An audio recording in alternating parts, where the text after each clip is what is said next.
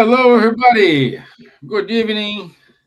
It's Wednesday, 26th of February 2025, and it's time for the spiritual light. Again, we are here to talk about spiritism, and today's topic it is great example of mediums. This is part of our series of talks we gave in February regarding mediumship.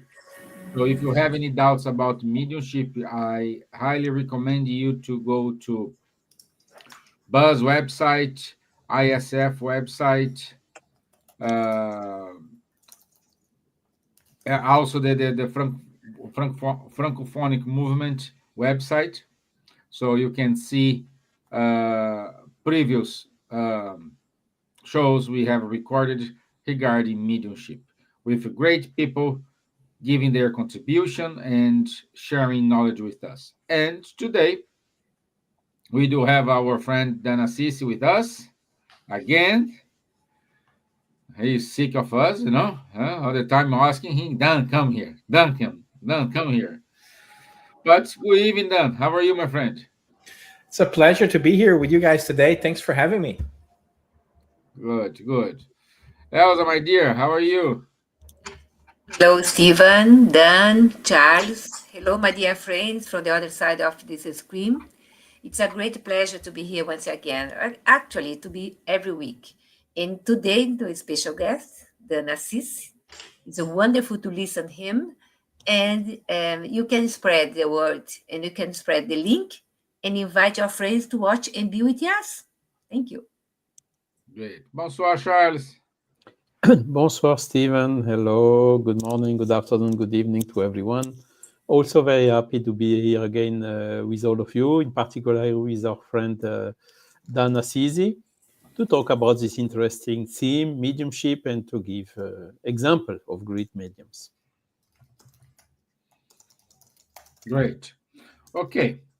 So, great examples of mediums.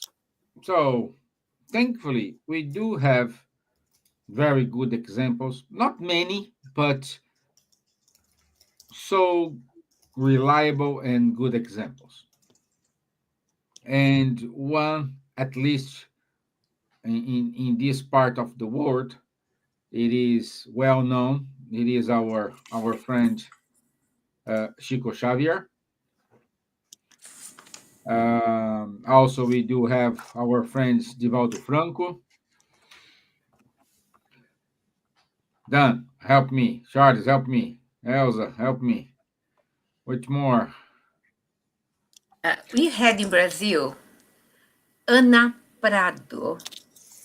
Perhaps she is not known outside of Brazil, but she was a wonderful medium of materialization, exactly the same as Helen Duncan, that we will talk about, the British medium that suffered a lot, and she revealed things the time of the war that no one could know, and she revealed by in trance to public, and this was something that bring to her a nasty moments. Yeah, yeah. Dan, do you have any example? There's so many different mediums from many different places, right? So I think we could just start by saying that we're all mediums. I think you've seen past episodes of our Spiritual Light podcast here. You now are familiar with the idea that all of us are mediums because we all register the influence of the spiritual realm. We just do it in different levels. So we're talking about some folks who have some extraordinary abilities, right? So there's so many mediums in so many different countries and different places. Some of them might not have been called mediums because the word had not been fully used just yet or invented. But, for instance, in the UK, we talked about Helen Duncan. There's also the Anglican priest, Staten Moses, who was also an incredible medium who did some automatic writing. He never charged for his mediumship, by the way. He was an Anglican priest that approached spiritualism with some skepticism. But during some seances, he also had some apports, some things floating around. A really incredible person. In Scotland, we have Didi Hume, the Scottish medium, who was also capable of incredible feats such as floating through the air.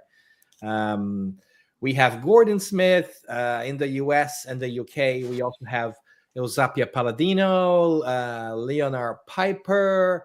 There's so many different people, right, that we can talk about, obviously, besides the Florence Cook, and besides the traditional suspects that we so often talk about in Spiritism. So some of these that I mentioned were spiritualist mediums. They were not even Spiritist mediums. Some Spiritist mediums that sometimes go unnoticed. Yvonne Pereira was an incredible medium. It's very underrated. People should know her works, which are amazing. Besides, of course, Francis Xavier, which we call Chico Xavier, Divaldo Franco. There's so many mediums that we can talk about, and that folks should check out. Euripides Barçanufo. Yeah. Indeed. Yeah, that's Verigor. true. And Someone wrote there, Verigor. Yes, Verigor. Why not? what's amazing is it's good to have these examples since the 19th, 20th, and even the current century. We can go also in the past. A huge medium was Jesus, 2,000 years ago. He had the clairvoyance, he had the healing, he had so many forms of mediumship, appearing, materializing with the apostles at the Pentecost day. And other mediums was also in France. We know her very well is Joan of Arc, Jeanne d'Arc, who was hearing voices.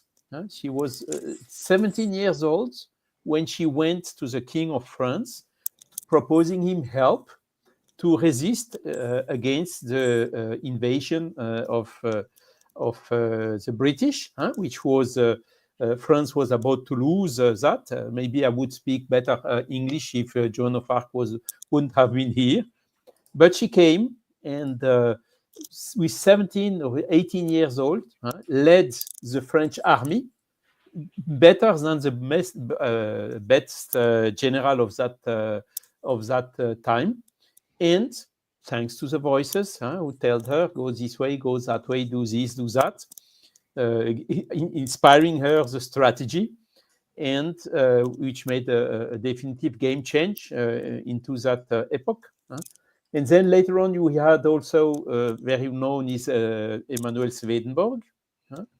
He was also clairvoyant. He had the capacity of going out of his body. And the most known episode from him is he was in Göteborg meeting with some other friends. And at a given point in time, they saw he wasn't really here anymore. And he described them a fire which was happening at the same time in Stockholm, which was some hundreds miles away, and giving a lot of details. The fire just stopped at that place. And 2 or 3 days later, when the news came, all what he said was absolutely true. So he could perceive that through his out-of-body experience and tell it to the people who were present there. And then again, before Kardec, we have also very well known is Andrew Jackson Davis in the US. So he was also clairvoyant. He was speaking about subjects far above his capacity during that incarnation. And there was even a translation phenomenon who happened with him from the city he was living, which was Poughkeepsie. Sorry if I didn't pronounce it well. He was translated instantaneously to the mountains near Catskill, which were also some 30 or 40 miles away. And the translation was almost instantaneous. So that's another example of big medium. And then when Kardec started, before even he wrote the Spirits book, he could see the mediumship faculty of Daniel Douglas Home, which was Scottish, lived in US, and came to visit France. and has been invited by the emperor, Napoleon III, to a meeting where Kardec was also inviting at the highest level in France, and where he could see all this phenomenon happening with Daniel Danglas-Home, including materialization of hands, but solid hands who could grab another hand. And also another well-known phenomenon, but this I think happened a little bit later, but again with Daniel Danglas-Home. He was sitting on a chair, and the chair, together with the medium, were levitating, were translating, going out of a window at the first floor, and then translating, coming back in the neighbor room through the other window. Thanks God, without falling down. So that's another very big example of mediumship that Kardec could observe. And but okay, these are the exceptional one. But as Dan told it at the beginning, mediumship is very common. It's very seldom when even some young people sit around the table that the table is not moving or something is not happening. So it's much more frequent than what we see. And one of the big game changer of Kardec is mediumship was always, Pitonisa in Greeks and the Egyptian to tell about the future, what will happen, what will not happen, and always taking as granted all what is coming and making gods, a lot of mysticism around this stuff. And the big game changer of Kardec was, no, he was sitting on the floor with the feet on the floor and analyzing the mediumship and drawing a lot of observations, conclusions that he gathered into the Mediums book that we presented you already during these lives, which is, in my opinion, up to now, the best treaty about mediumship, seeing the mediumship as a natural phenomenon that can be subject to observation, like the scientifics do, and removing all this mysticism around it, showing clearly that some spirits are good, far above the humanity. Some others can tell you fake news or wrong things, like humans, and that again the mediums, they do not have a particular merit. At the opposite, they should really, it's a challenge for them if they want to keep channeling good spirits, to work on themselves, on their betterment, having good thoughts. So by the law of affinity, they can attract more good spirits than spirits which are not so good. So this is really, I would say, the game changer of Kardec, because still today, this is not understood properly. As Dan told, a lot of people are, you're medium, blah, blah, blah, blah, blah, blah, and all this stuff around the mediums, which is the biggest danger for them. And also a lot of people taking for granted all what the spirits are saying without even analyzing the content. Does it make sense? Is it really useful? Is it true? It's like the fake news we have today, daily, everywhere around us, in the social media, in the information, newspaper, everywhere. So mediumship is nothing more than that. Channeling humans, which are discarnated and which are continuing behaving like humans from the spiritual world. So that's really what needs the biggest care from us. And thanks God, there were good mediums. So a lot have been spoken already by Dan and Elsa. Maybe we could just give some example for each of one to show to everyone what they really did. Yeah, I love that, Charles. And I think that it's also important for us to remember, to remind folks that mediumship has always existed, right? The term is new. The first time I hear it historically is through Kardec and that era. But before that, we use terms such as high priests in Egypt, oracles in Greece. In Christianity, we use the term prophets a lot, and also in the Jewish tradition, we have sibyls, we have shamans, we have saints, and now, fortunately, we have mediums. But all these people throughout history have had the ability to sense and communicate with the spiritual, right? With folks who are discarnate. And so it should come as no surprise that whenever we look back in our history, we will be able to find mediums, probably not under that name. But it's really a blessing because it allows us to see that the spiritual has always been there and that we're spiritual in nature. And I think that there's absolutely the best contribution that mediumship gives to us is the certainty that those things that we learn about in all religions that point to a life after a physical body are indeed true, and that we can see and understand how he works because the spirits come back and tell us. We have the Book of the Dead with the Egyptians of 7,000 years ago who are already telling us about these things. So it's really amazing. And there's some amazing stories that we can jump into that are fascinating. One of them, for instance, is from the medium that Elsa mentioned, Helen Duncan. She was one of the most famous British mediums. In 1941 or thereabouts, I think there was a British ship during the war called HMS Braham, I think, that sunk. And she received a communication from one of the sailors in the ship saying that he had died in the sinking of the ship. However, it was not yet public knowledge that the ship has sunk. So they thought that she was either a spy from the war or had the possibility to divulge information about the war that would be dangerous. So she was actually charged with a witchcraft act of like 17 something.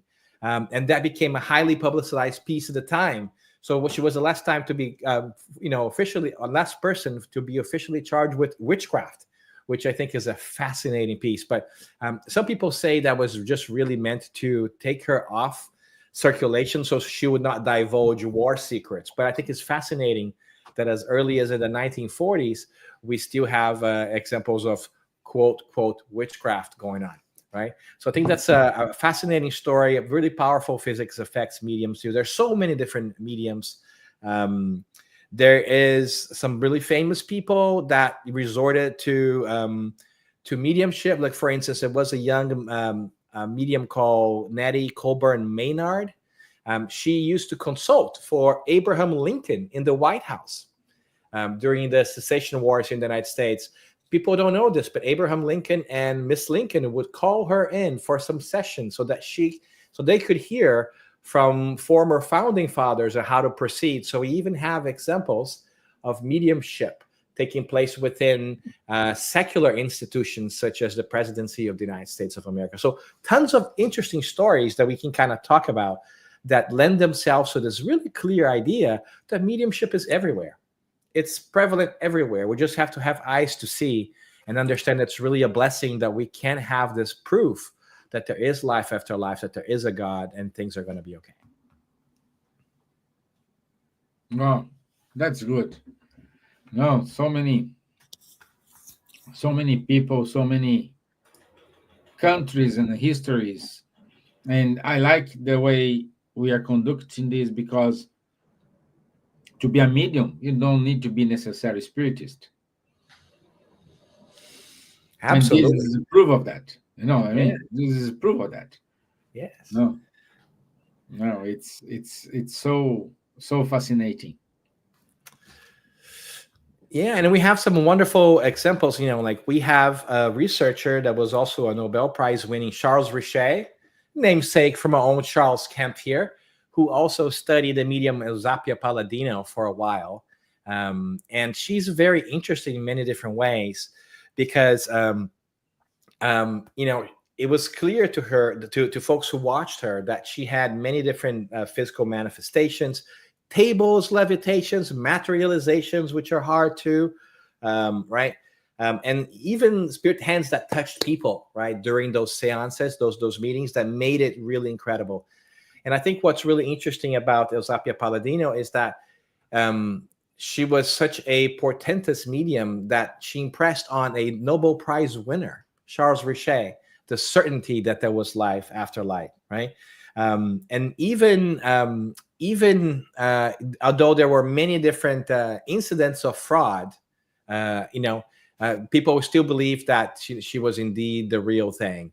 So much so that if they could, some people say they could even tell when she was faking it because she was doing it for the money many times, that it was so clear that when she was faking it, that it lent credence to when she was not, because it was so different, right? So it's a fascinating piece for us to also see how even when mediums are not being completely truthful or are perhaps being fraudulent, we can still get validation through that because of the way that they are not when they're not doing those things. So many interesting stories. There's so much we can say. I mean, I don't know where else we want to go, but there's some incredible stories. Have you guys witnessed any fascinating phenomena firsthand? Yeah.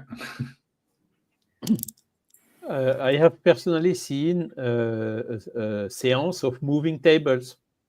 I was spiritist already, so I was convinced without having to see it. But at a given point in time, I could see it, and it was interesting because it gave me the opportunity, but to check, to look. There is no rope, no lever, no piston, nothing. I could also observe that when a given participant was here, it was working well. When this participant was not here, it was not working. So that participant was my deduction that it is the medium who is giving the necessary fluids, ectoplasm, in order for the phenomenon to happen, and so on. So it's quite interesting and very, very common, very common.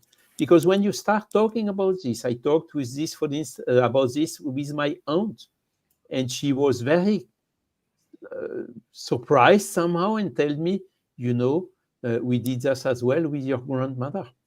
Yeah. You see how the stories are then coming up. Okay, but it's again confirming that the mediumship is really everywhere, much more than what we can think.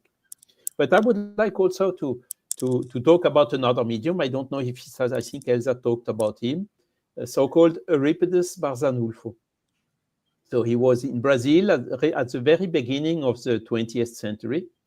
And he had also an amazing capacity in the mediumship, so-called bilocation. So he could go out of his body, the spirit go out of his body. He was, for instance, a teacher in the Colégio Allan Kardec College in Sacramento, Minas Gerais. The one who are visiting, it's really worthwhile to go and visit that college.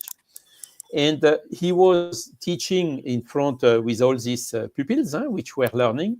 And at the moment, they saw he was not here anymore. And then he went out of his body, went 10, 20 kilometers away where there was a problem, for instance, a pregnant woman who had difficulties to have the baby. And arriving there, he had the possibility to materialize so that the people who were there were absolutely sure he was there physically. There was no difference between the materialization and himself. And during this, he was just standing in front of his pupils, not active, of course, because he could not be active at both places at the same time. And the students were already used to it. So they just did, okay, let's wait to see what happened when he will come back. And then all of a sudden he came back and started to talk with the students. I was at that place and helped for the pregnant woman to have the baby. But their husband went out and is coming here by horse. By the way, he is now entering. So he's going the stair up and he will knock on the door. And all of a sudden, tock, tock, tock. He was here. Oh, I need your help. I need your help. I need your help. And he said, no, it's done already. It's solved. And he could it's not possible. I came running from there to here. You could not have the time to go there and to go back. Simply not possible. He didn't want to believe. And okay, our lips told, okay, the class was finished. I will go with him just to make him sure. And when he arrived there, the pregnant woman was saying, oh, Mr. Barzanulfo, why did you come back? Everything is fine now. It was not necessary to come back. And the husband was, wow, what happened here? So it's another example of mediumship. And again, one characteristic of Euripides Barzanulfo, which is fundamental, that we will find also in Chico Xavier or others, is total disinterestedness. Zero money, only for doing good, for helping, And this is one of the most, you have seen Zapia Palladino. She had the mediumship, but also As soon as there is money involved, you have the risk of fraud and whatsoever. But with the Repettus Barzanolfo, it was just clear, just straightforward. Total disinterestedness, personally and also financially. He did that only to help. And that made him so famous until today. And that's one of the reasons why in Spiritism, we don't charge for mediumship. We don't judge people who do, but we choose not to because we understand the intricacies of that, right? The difficult, slippery slope that can come from charging money, whether it's the loss of credibility, but also feeling like you have to deliver this communication, which is not in your wheelhouse, right? Mediums can never guarantee that there will be a communication. And so we understand in Spiritism that we don't do that. We don't judge any of our friends who do that, but we choose not to do that. We want to keep that bar raised a little bit higher for ourselves. And just thinking about personal experiences too, I think I remember it was in the 2000s or 2010s. I was in Los Angeles, and we were doing a session with different members of Spiritist groups with a medium, Divaldo Franco. And at the end, he was doing a little prayer. And in the middle of the prayer, we felt this incredible smell of roses coming in. And I remember that because near me was my wife. And I was uncertain at that time if I'm the only one smelling it. But she just grabbed my hand because she got worried because all of a sudden, like she starts also smelling roses and she had never smelled it before. And so halfway through this meditation, she grabbed my hand and said, "I'm smelling roses." Like, I know, it's happening. This is thing happening right now. And then a little bit later, it also shifted to the smell of ether in the air, which is sometimes very common during cleansing sessions or perhaps even spiritual operations. But I thought it was fascinating because it wasn't something that only I registered. My wife got worried at the time. And then later on, everybody, I think we're about 20 of us, we all connected on the fact that indeed we had gone through this physical effect sensation, right? Olfactory, where we smelled roses and also ether. But, as Charles was talking about fraud, I also am reminded of an interesting story with Katie King and Sir William Crookes, another Nobel Prize winner, right? So I think we all might know that Katie King was the spirit that manifested through Florence Cook, another medium that William Crookes was studying. And materializations, like Charles said, they're really interesting with ectoplasm. They're really rare these days, right? Because I feel like we have turned the corner on understanding that it's possible. And so we just focus more on the moral implications as opposed to the evidence in the Spiritist community. But what was really interesting about Katie King is that William Crookes was able to measure her, put her on a scale, touch her, feel her, while the medium was right there, to such an extent that it became such a famous case that a lot of people said that it was a fraud. Pardon me. So there were some other people who wanted to disprove that. So one of them, I think, was a guy by the name of Sir George Sitwell, and he went into one of these seances. And in the middle of it, he jumped up and actually grabbed the spirit of Katie King and wrestled. And in that moment, Katie King disappeared because he thought it was Florence in disguise because they were somewhat similar in size. But as he was wrestling, holding her, she disappeared. And then they found Florence unconscious in this, a little bit not far away behind the curtain, because it's a really dangerous thing for the medium when you interrupt that flow of ectoplasm. So it was really damaging to the medium. But can you imagine the scene? Somebody goes, "Aha, gotcha. You are fake," and you grab the spirit and the spirit disappears in front of you. So that's a fascinating story too, on how these events are so powerful and can be very indicative and great evidence of the fact that not only do the spirits exist, but they can communicate with us, and sometimes they can be made tangible so that we can see them. So a lot of interesting different stories there that folks might want to investigate and run after if they're curious about physical manifestations. But I would like, Elsa, if you could talk to us a little bit about Chico Xavier, because there is a biography for Guy Lyon Playfair, the medium of the century. If you can talk a little bit about Chico Xavier and some of the phenomenon, including maybe what happened to Janet Duncan when she was visiting him. It's amazing how similarities about the mediums from the past that they suffer a lot because people they don't believe in them and criticize them. And Janet Duncan, not so many years ago, the UK government recognized Ellen Duncan as a great person, and they posted mortem homage to her, and they give her a place in this country because she, in the times of war, Second War, uh, she was incensed here, and the spirit of a soldier talk about the ship that was already sunk in the ocean.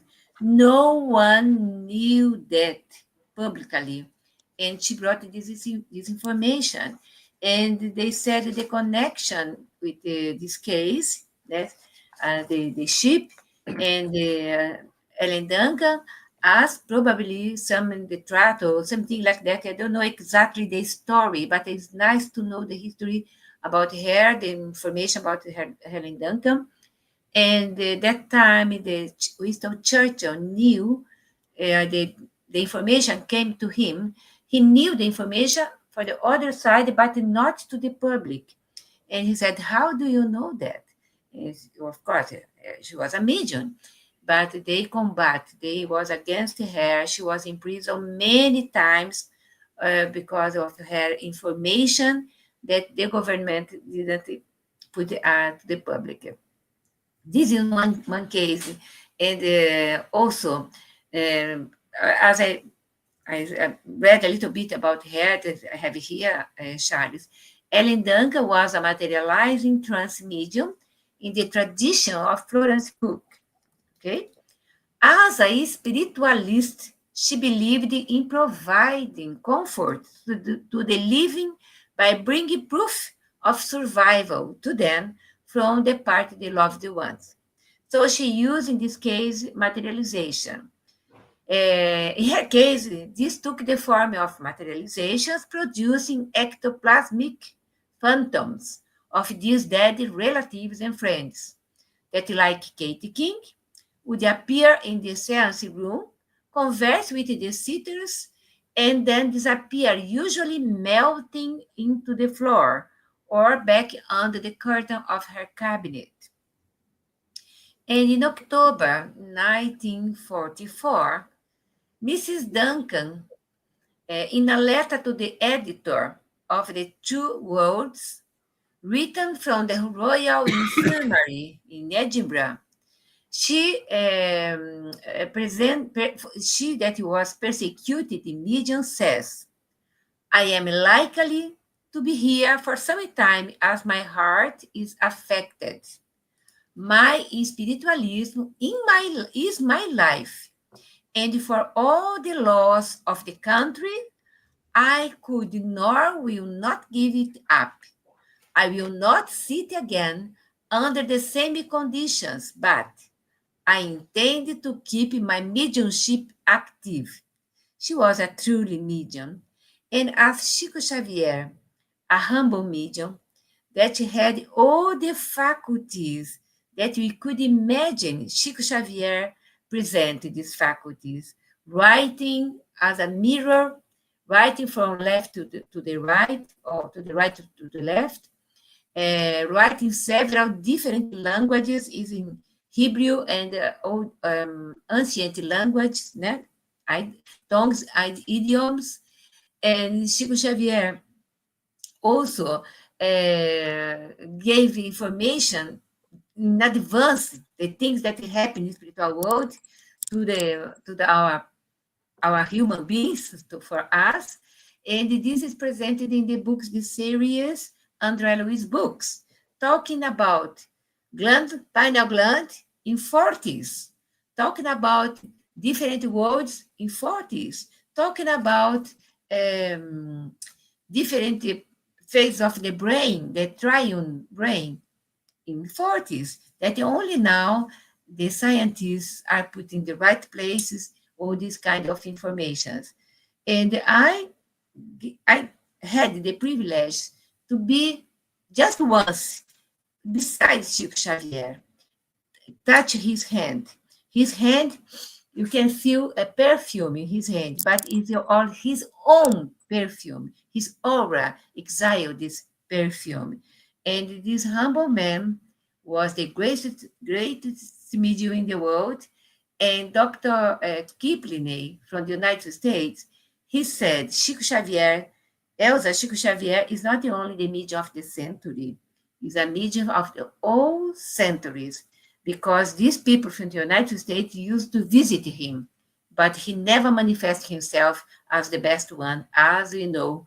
And now more than 530 books written by his hands, leadership communication through books for us.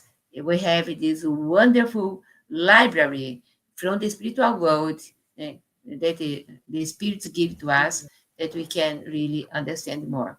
But I was about to cite, if I can, may I can, Rosemary Brown. I don't know much about Rosemary Brown. I read something here because she is known to receive music from the spiritual side. Beethoven, Bach, Dvorak, etc. A lot of composers, beautifully done, and a lot of people used to go to her home and stay with her. She was, when I moved to the UK, I tried to visit her, but she was almost, I think, 98 years old, and she didn't receive people anymore. So it was a frustration for me, but at least we know that she was a humble person as well. And the legacy of her musics are amazing. And so many things that I was about to say about Carmine Mirabelli. I don't know if you know about Carmine Mirabelli, Dan, Charles, and people that are here listening us. Carmine Mirabelli has a lot of faculties on mediumship. Once he was in São Paulo, in the bus stop, and in a certain moment, she started levitating for the floor. And someone put him down because he was as well in two places as we talked about Barçanufo. He as well was in his room there, and someone was talking to him in another place in the city, São Paulo. And so many things as Teresa Dávila, Antonio de Padua, Padre Pio, are well known here in the UK. Everyone knows about the Padre Pio, the Catholic medium, did a lot of things as well. So many examples that we have, but I will stop here now. Yeah, those were called saints and miracles. And Kardec just wrote, no, it's not a miracle, it's just a natural phenomenon. And that's the beauty of the Spiritist approach, and in many different ways, Kardec's perspective, right? Like Charles said, I think that if we look at our history, all of these things seem very mystic, very unexplainable, until we get to the 1800s and we have this movement starting. And with the first treatise ever written about mediumship, we demystify mediumship and we make it available to anyone and everyone who may want to study and understand it. It stops being something that only the initiated, the chosen few can understand, and becomes something that anybody who's willing to put the time can learn about this process of interchange and exchange between both worlds. Right. And that's a really beautiful thing for us to understand, because sometimes we have this pearl of light in our hands and we fail to see the historical context. And what a beautiful shift. Our friend, I think Maitreya, mentions there in the comments, for instance, that these things are all going to be known in the future. And I think it's very right. I think that this idea that we're more and more aware of mediumship is becoming mainstream, right? Like we have contemporary mediums on TV. We all have seen John Edward, Teresa Caputo, James Van Pra. There's Tyler Henry now. So there's all these different mediums who are not spiritists per se, but who are bringing this evidential type of mediumship to mainstream. And I think it's beginning to pervade our culture. and becomes more acceptable for people to be reminded of the existence of the spirit realm, right? And we have so many different wonderful mediums that we can talk about. We have not talked about Edgar Casey. We have not talked about Swedenborg. We have not talked about so many different people that we, Leonard Piper. There's so many different people that we could spend forever talking about. But I just want to celebrate the fact that mediumship is perhaps the greatest gift that we get from God, because it's a and by that, I don't mean mediums are. I'm saying the fact that we can witness mediumship is a certainty that the life goes on. And hopefully that brings a certain sense of peace and tranquility to our hearts to know that what we are will not stop being after we stop living in this physical form. And it's a really great gift. It has a tremendous implication for our well-being, for our mental health, when we begin to internalize that all of these stories point to the same fact. We are immortal spirits that will outlive this physical form, and so will everybody who is around us and who we care about. And that is just great news. That should take some of the stress, some of the fear, some of the frustration out of living in our day-to-day lives. As you totally mentioned, I read here that Kardec UK mentioned musicians and painters. Yes, I can share quickly, if you may, with you that last week, 10 days here in the UK, Florencio Antol, they made the painter Medium. So I had the opportunity to watch, to stay in 4 or 5 seances. It's a mediumship seance. He painted with the eyes totally closed in 6 minutes, in 90 minutes, beautiful portrait. The last session that I stayed with him, he gave the portrait for a lady or the audience, because he painted someone related with the lady. It was wonderful, and with another man as well. And one curiosity in Fraternity Spiritist Society that happens, that one of the painters, the spirit that was there painting a beautiful bunch of flowers. And the flowers, when Gilson was come and go with the portrait showing to the audience, the flowers of the portrait, the canvas, there is smell of roses as well. It was something incredible, that the spirits are proving the immortality of the soul through an art, mediumship art. That is amazing, because in spiritualist church, in 3 spiritualist churches in the UK, they love to see these kind of things. It can prove even more that spirits are working towards to show how important it is to believe in spirituality and to know beyond. And you bring a great point, Elsa. And our friend Kardec UK in the chats also mentioned the connection to the arts, because I think that sometimes we think that mediumship is something that's far away from us and distant, but every artistic endeavor has a component of mediumship, of inspiration, right? In Greek mythology, we have the muses who inspire people to create works of art, which it's nothing else but a narrative of this mediumistic process. The muses come and inspire the artists. And what we in Spiritism call co-creation, right? That many of our thoughts and our beautiful moments are indeed sourced in something beautiful in the beyond. And the mediums, artists then have the special kind of mediumship that is sensitive to that, and they register that, and they compose, they paint, they write, right? They act, and all of that has a lot of that spiritual influence. In fact, I wonder if Charles can talk a little bit about a friend of his, Mr. Leon Denis, who has a wonderful book called Spiritism in the Arts. Exactly, yes. And he's giving a lot of example, and even, for instance, about Mozart. They asked Mozart, how do you do to compose all what you composed so quickly and so on? And his answer was very clear. He said, look, I have to put me in a state of well-being, in nature or wherever, And then all of a sudden it comes. I cannot tell to you from where, how, whatsoever. It just comes, and I just huh? And at the end, put it on the paper, and it gives you his what he did. Same examples for Beethoven, all these big musicians. Also, some for the painters. I mean, this is showing what part of this desacralization of mediumship, because we are all mediums. What is inspiration? What is intuition? What is the voice of our conscience? These are all soft form of mediumship that everybody has. And even the materialist people who do not believe to have a soul, they admit the moments of inspiration. I even say, when I was still in my job, we made some training about brainstorming, How does it work?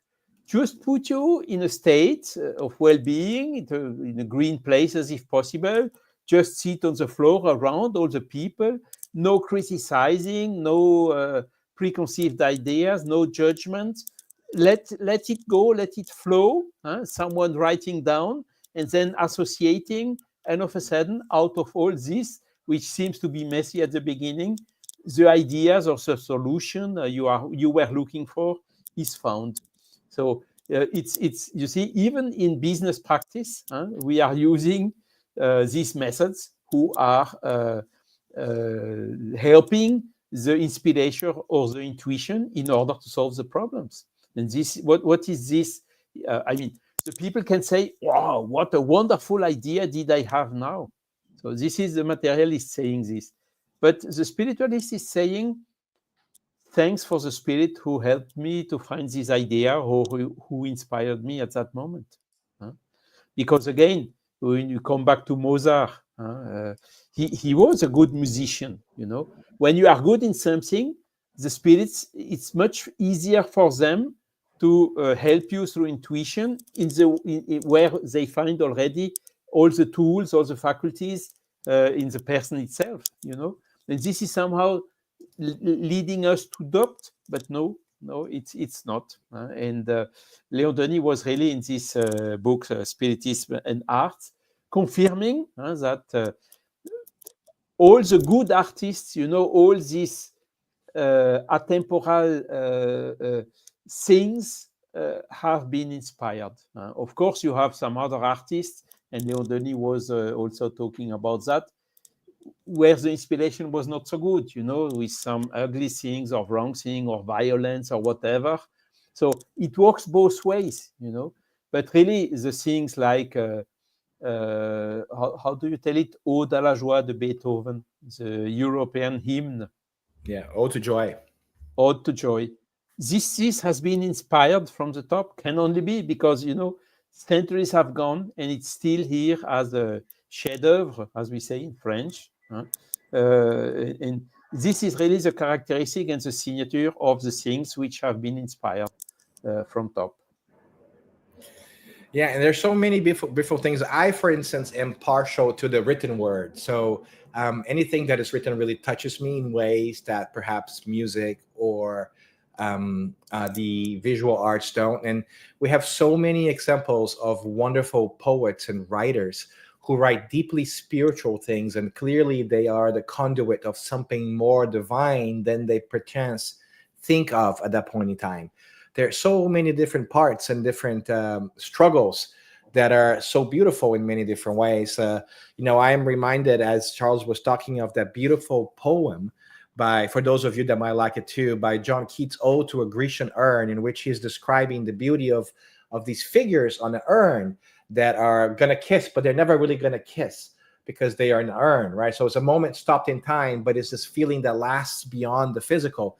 And the last poem, lines of this poem, I think we all know this, and in many different ways, mediumship helps us sense that. We probably all have heard this, where he says, beauty is truth and truth is beauty. That's all you'll know on earth and all you need to know.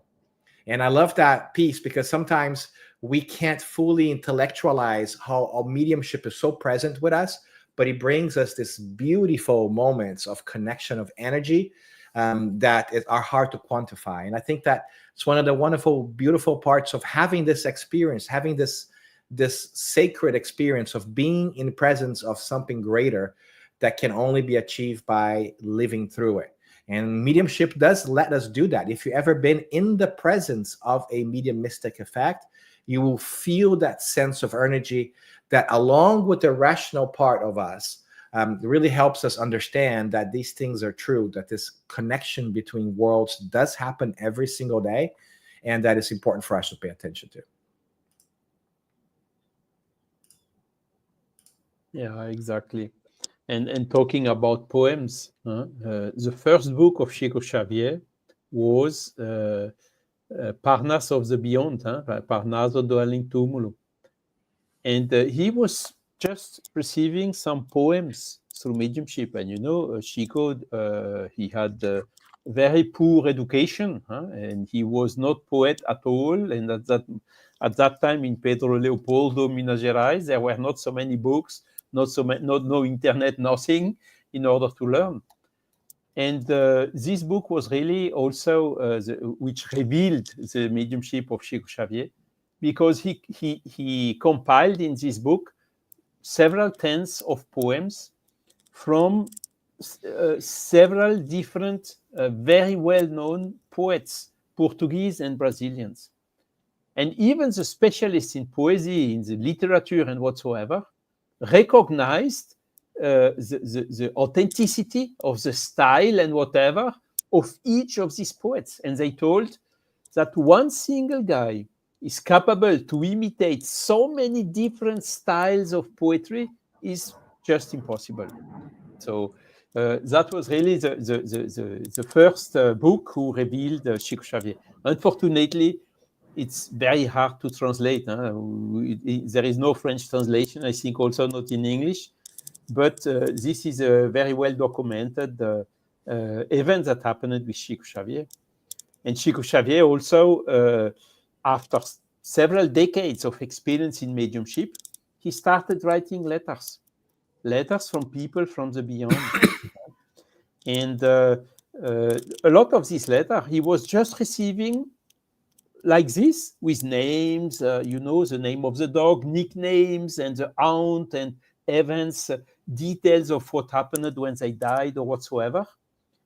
And he just was completely ignoring what it was, from whom it was. He was even ignoring that some people, for instance, the father and the mother of the deceived child, would come to visit him that day. He was completely, of course, today this type of thing is much more difficult. But when you go in the 60s or the 50s, 60s or 70s, it was not like that. So, and he just received, and when the people, he recognized the people, that's for you, and they saw then all these evidences, all these details that he could absolutely not know, that he was completely ignoring. These people were, going from deep despair, thoughts of suicide, whatever, totally inverted by having the certainty, this proof of evidences, these evidences of that the beloved one has survived and was capable of transmitting something through Chico Xavier. And even as there is a case of Janet Duncan. Janet Duncan went also to visit Chico Xavier in that period. She had also some difficult times in Brazil, also thinking about suicide whatsoever. So she missed the plane, and at the end, she catch the plane to go to visit Chico. There was a queue of thousands of people. And of a sudden, somebody came and called her, please come here in the front. She did not advise anyone she was going there. And then Chico looked to her, and this is in the book of Guy Lyon Playfair. It's totally amazing. And Chico looked to her, yes, look here, I have a message. Can you tell me your name, please?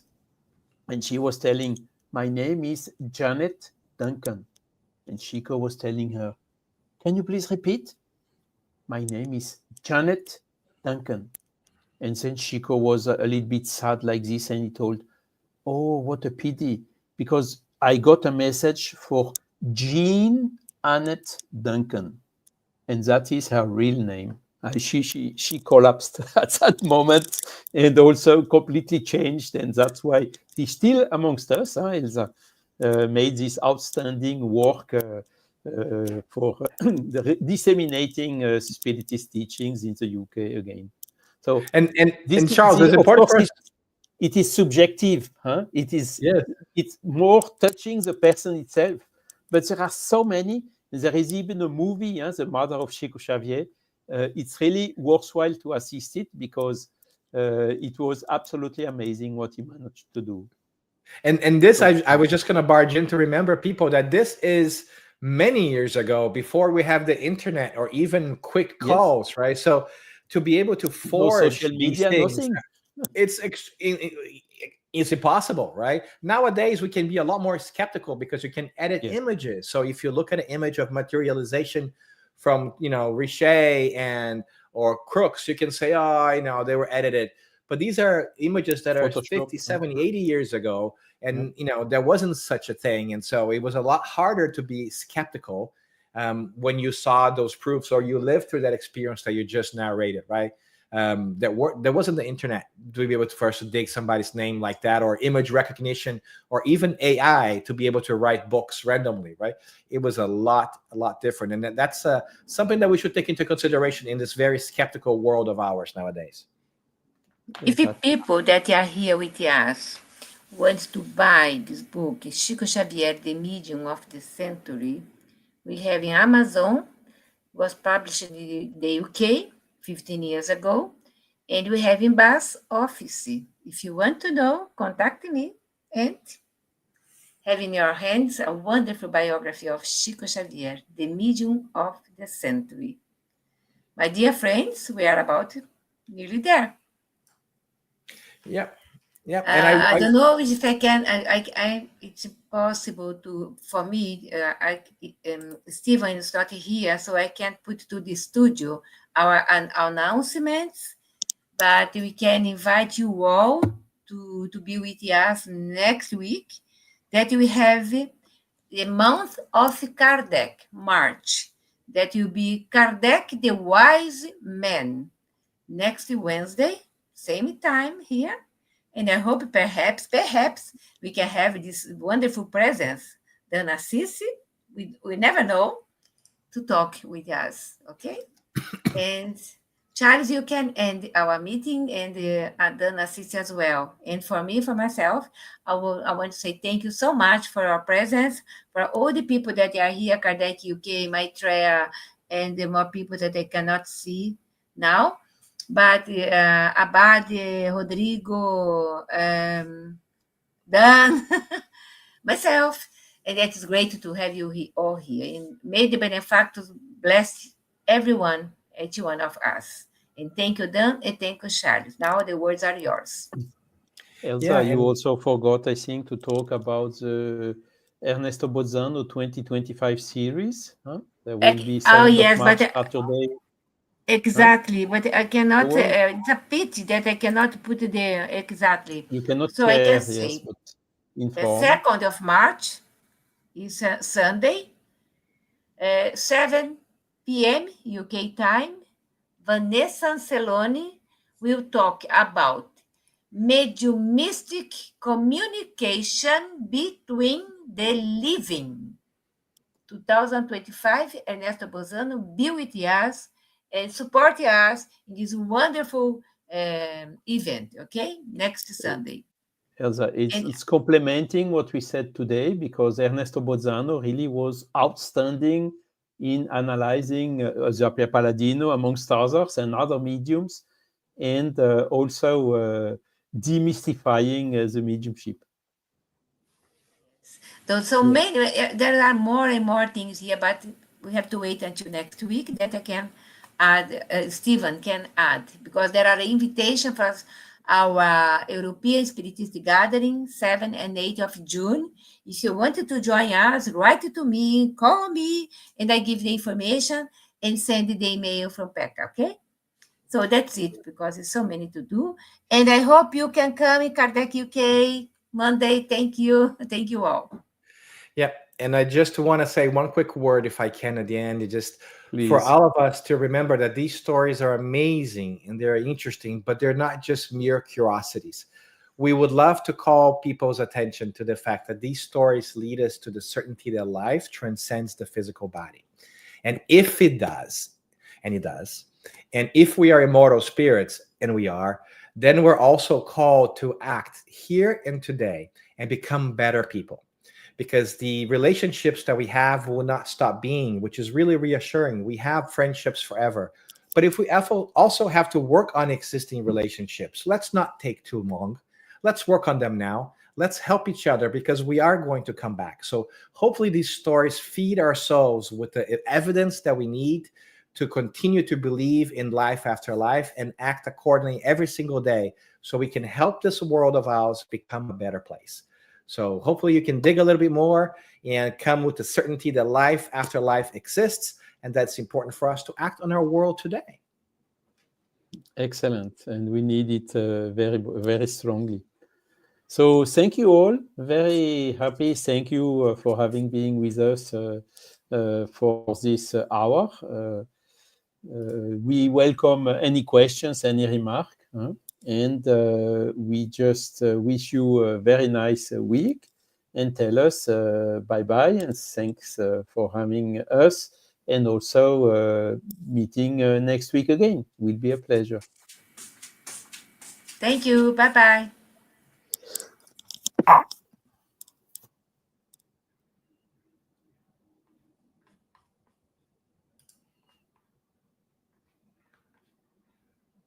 I don't know if you can close this room now, Charles. Only Stevan.